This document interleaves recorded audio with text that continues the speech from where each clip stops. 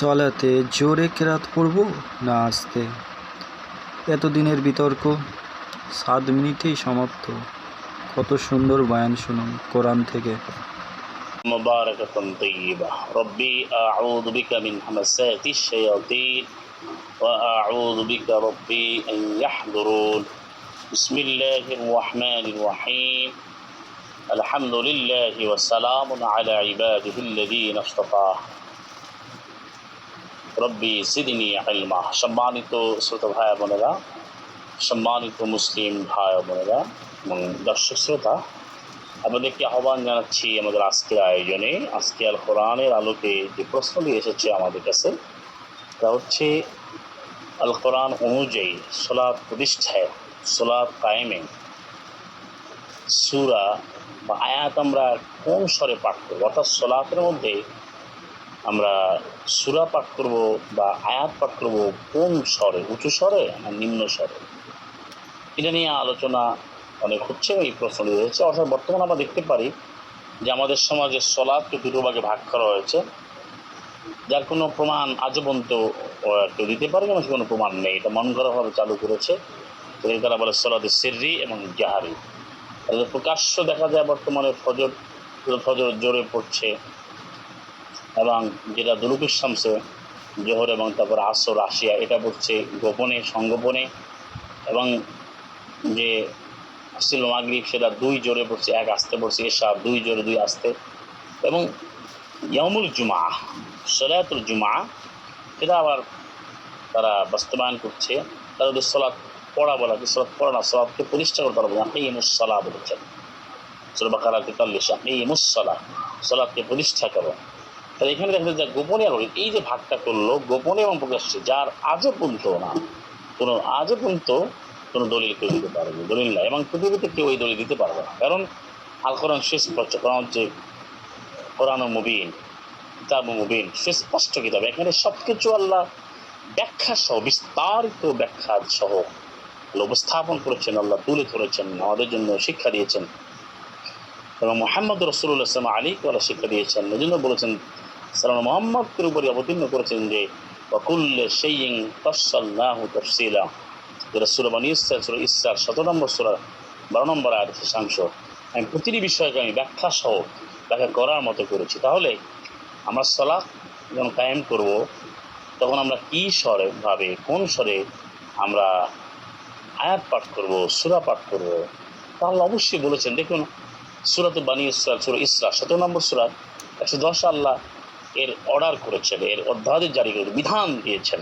কুল মানে ভাই তুমি ডাকো, উদউল্লাহ, আল্লাহকে তুমি ডাকো, আবিদুর রহমান, কিংবা তুমি উদুর রহমান, রহমান বলে ডাকো। আইয়াম্মা তাদউ, তুমি যে নামেই ডাকো, আইয়াম্মা তাদউ ফালাহুল আসমাউল হুসনা, সমস্ত সুন্দর নামগুলোই আল্লাহর। এরপরে আল্লাহ যে বিধান দিবেন, সালামুন আলা মুহাম্মাদ ওয়ালা তাজহার বিসসালাতিকা, জাহার তুমি স্পষ্ট করো না, তুমি জোরে করো না তোমার সালাতকে। সালামুন আলা মুহাম্মাদকে আদেশ করেছেন, ওয়ালা তুখাফিত বিহা, এবং তুমি এরা সংগোপনেও করো না। জাহার মানে প্রকাশ্যে উচ্চ শব্দে বা সরাবে, তুখাফিত মানে গোপনে, ক্ষীণ স্বরে করো না। আর দুটো নিষেধ করলেন, অর্থাৎ জোরেও করা যাবে না, ক্ষীণ স্বরেও করা যাবে না। করতে হবে কি, তবে তাকে এটা আমলের শিখা, তুমি অনুসন্ধান করো, কামনা করো, বাইনা যালিকা সাবিলা, তুমি এর মধ্যে একটা পন্থা নাও, অর্থাৎ খুবই উঁচু না, খুবই নিচু না, এর মধ্যে একটা পন্থা, একটা অবস্থান গ্রহণ করো। এই জন্য সেটা আবার আল্লাহ বলেছেন সূরা নিসা 4-এর 43 নম্বর আয়াতে, সূরাতুন নিসা 43-এ, এমনভাবে সলাতে এসে দাঁড়াতে হবে হাত্তা তা'লামু মা তাকুলুন। ইয়া আইয়ুহাল্লাযীনা আমানু ইযা ঈমান এনেছো লা তাকরাবুস সালাতা ওয়া আনতুম সুকারা, তোমরা সালাতের ধারে কাছেও যাবে না যতক্ষণ তোমরা, হাত্তা, এটা হাত্তা হচ্ছে আনতে, যতক্ষণ না তুমি জানবে, মা তাকুলুন, যে বলবে। তাহলে এখানে বলতে হবে বোঝার জন্য। ওখানে দাঁড়িয়ে না বুঝে এর কোনো মানে হয় না, এর সালাত হবে না। আর এই আয়াত স্পষ্ট আল্লাহ অর্ডার করলেন, বলে একটা জিহার বিসসালাত, তুমি জোরেও করো না, আস্তেও করো না, মধ্যবর্তী শব্দ না। তো আজকে কী হচ্ছে সম্মানিত শ্রোতা ভাই, লক্ষ্য করুন, এই যে সরাসরি আয়াত, মোকামাত আয়াত, স্পষ্ট আয়াত, এর বিরোধিতা করে, লঙ্ঘন করে, এর উপেক্ষা করে, অবজ্ঞা করে আজকে তারা আল কোরআনের বাইরে গিয়ে সাল্লাল্লাহু মুহাম্মাদের অনুসরণকে বাদ দিয়ে, তোয়াক্কা না করে তারা যে কেন এটা চালু করলো তার কোনো প্রমাণ নেই, কোনো দলিল নেই। অনেকে এই বিষয়টি এত সুস্পষ্ট, কোনো উত্তর দিতে পারে না, তবে নানান কথা বলে। কিন্তু ভাই, আল কোরআন সুস্পষ্ট সত্য।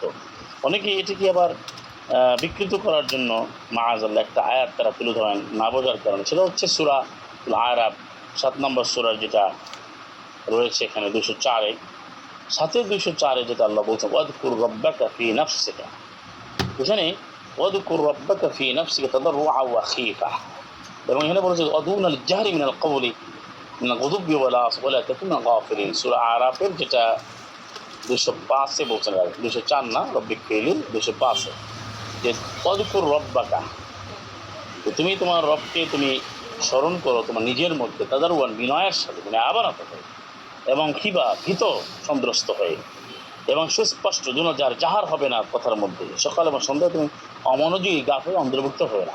এখানে কিন্তু একজন ইন্ডিভিজুয়াল, অর্থাৎ ইন্ডিভিজুয়ালি আপনি ব্যক্তিগতভাবে পার্সোনালি যেমন আপনি আল্লাহকে স্মরণ করবেন। সলাতের অর্থ কিন্তু এখানে বলা হয় না, সলাতের বিষয় এখানে আসেনি। আর ওখানে স্পষ্ট বলছে বলে তাজহার বিস সলাতিকা, আপনি যদি সাল্লাল্লাহু মুহাম্মদকে অনুসরণ করেন তাহলে অবশ্যই আপনাকে এই পন্থা অবলম্বন করতে হবে, জোরেও না আসতেও না, এর মধ্যবর্তী অবস্থা। এখন এই মধ্যবর্তী কিন্তু একটা অ্যাডজেক্টিভ, এটা একটা গুণ। এই মধ্যবর্তীকে আবার অনেকে মধ্যপন্থা হিসেবে নেয় যে খুব বেশিও না কমা, এটা কিন্তু না। অর্থাৎ মধ্যবর্তীটা হচ্ছে স্ট্যান্ডার্ড, যেটা গ্রহণযোগ্য, আল্লাহর কাছে গ্রহণযোগ্য। তাহলে এখানে সাল্লাল্লাহু আলাইহি মুহাম্মদকে অর্ডার করুন তোমার সালাত তুমি জোরও নাচতে হবে, তার সেই আমি রসুলের অনুসরণে কি আজকে সালাত হচ্ছে?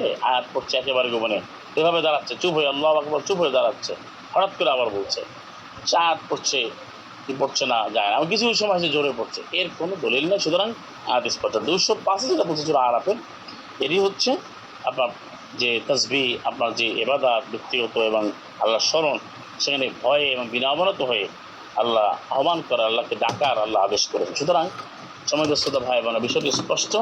আমরা আল কোরআনের আলোকে আমাদের সলাৎ বাস্তবায়নে, সলাৎ কায়েমে, প্রতিষ্ঠায় আমরা ১৭ নম্বর সূরা বনী ইসরাঈল ১০ অনুসরণ করতে হবে, এটাই পদ্ধতি। এর বাইরে কোনো পদ্ধতি আল্লাহ বলেননি। সুতরাং যারা আজকে এর বাইরে গিয়ে আমল করেন তার কোনো প্রমাণ নেই। আসুন আমরা যদি জানি যে সলাতের মধ্যে আমাদের যে আয়াত পড়ার যে নিয়মটা, সেটা হবে খুব জোরও না, বাস্তব না, মধ্যবর্তী সুন্দরভাবে বোঝার মতো করে পড়তে হবে। সলাতে আসতে হবে বোঝার মতো করে, সুকারা হয়ে আসা যাবে না। তাহলে সেখানেই সলাত হবে সাহায্য প্রার্থনা করা। ইয়া আইয়ুহাল্লাযীনা আমানু ইসতাঈনু বিস-সাবরি ওয়াস-সালাহ, ইয়া আইয়ুহাল্লাযীনা আমানু ইসতাঈনু বিস-সাবরি ওয়াস-সালাহ, যেটা সূরা বাকারা ২৫৩ আল্লাহ বলছেন যে হে যারা ঈমান এনেছো তোমরা সাহায্য প্রার্থনা করো ধৈর্য ধরে সলাতের মধ্যে। তাহলে সেখানে আপনাকে বুঝে বুঝে চাইতে হবে। আর সেজন্যই খুব জোরও না, খুব আসতেও না। আজকে যেটা হচ্ছে এর কোনো দলিল নেই।